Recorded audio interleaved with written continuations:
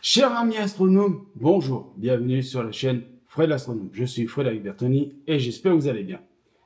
Je vais répondre à une question qui m'a été posée par mail. Fred, tu utilises deux télescopes différents, le ZWO CERSTAR S50 et le Viaoni Vespera 2.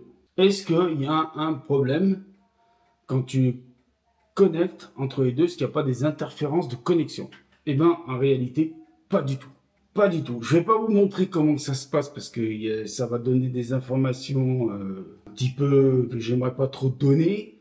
Mais disons que dans votre Wi-Fi, que ce soit sur le téléphone ou sur l'ordinateur, sur l'ordinateur, vous allez chercher donc le code, enfin la connexion Wi-Fi du CERSTAR et ça se connecte. S'il y a un petit problème, il va vous demander de cliquer sur un petit bouton qu'il y a dessous là. Il y a deux sauts par là, qui va vous demander de cliquer sur ce petit bouton. C'est un petit bouton qui reboot la connexion au cas où il y a un échec de connexion, ça peut arriver. Et sur le Vespera, ouais, problème de connexion pas vraiment. Il va falloir faire peut-être 2-3 essais pour qu'il se connecte correctement au téléphone. Le plus gros problème que j'ai pour le moment, c'est lui. C'est pour récupérer les images de lui. Là, c'est le plus gros problème que j'ai.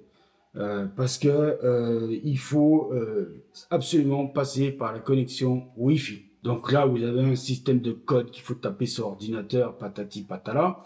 Mais il faut absolument passer par le Wi-Fi. Voilà, c'est le truc le plus embêtant qu'on ait.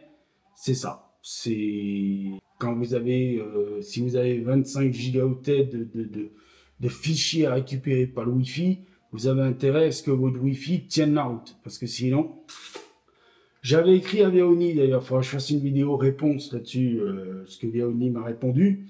Bon, ils m'ont pas dit qu'ils allaient régler le problème. Ben, c'est un peu dommage pour Viaoni, mais je vous en parlerai mieux dans une autre vidéo, consacrée réellement à ça. Donc, pour vous prouver que ça fonctionne très bien, je vais lever le bras alors je sais pas si ça va se voir la vidéo, normalement que si, il y a le bras qui se lève, du CERSTAR S50 de ZWO, et ici, on va ouvrir le bras aussi, normalement, voilà, il s'ouvre. Donc oui, il n'y a pas forcément de problème de connexion et tout ça, ça se passe très très bien, l'une ou l'autre, hein.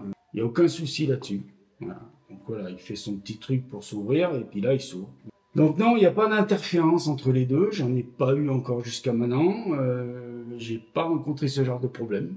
Plus des problèmes de connexion, pas à cause des deux systèmes de Wi-Fi qui se forment entre le téléphone et le Vespera et l'ordinateur et le CERSTAR, pas vraiment entre les deux de ça.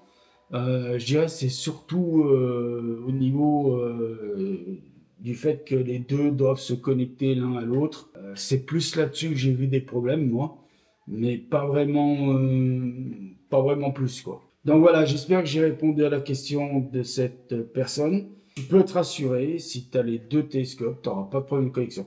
On va fermer tout ça, hein, on va fermer le bras ici. Je vous dis, prenez soin de vous, on va fermer lui aussi. Mettez l'œil à l'oculaire parce que là-haut, il y a plein de choses à voir. Prenez soin de vous. Surtout, ça c'est le plus important. Faites de l'astronomie parce que ça aussi c'est quelque chose de génial et puis on a la liberté de le faire, donc je vois pas pourquoi on ne le ferait pas. Et qu'est-ce que je voulais vous dire aussi, oui, je vais faire d'autres vidéos, bien sûr, sur les différents types de télescopes qu'il y a autour de moi encore. Oui, et oui, parce que de toute façon, je suis parti dans une aventure de smart télescope, comme vous pouvez voir. Allez, je vous dis salut, prenez soin de vous. Encore une fois, mettez l'œil à l'oculaire et à bientôt pour de nouvelles vidéos. Ciao!